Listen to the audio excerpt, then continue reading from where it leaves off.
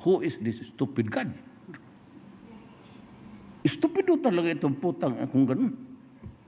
You created something perfect, and then you think of an event that would tempt and destroy the quality of your work. How can you rationalize a God? Maniwala. Oh, ikaw, maniwala ka? Kaya nga sabi ko siya, maniwala niyang. So tayo ngayon, all of us are born with an original sin. Ang original sin, ano man yan?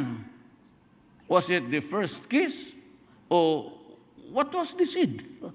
Bakit original? Nasa womb ka pa, may kasalanan ka na. Tsuktsak mo lang yun ng nanay pati tatay mo, wala ka makasali. Tapos ngayon, may original sin ka. Tanginang klase.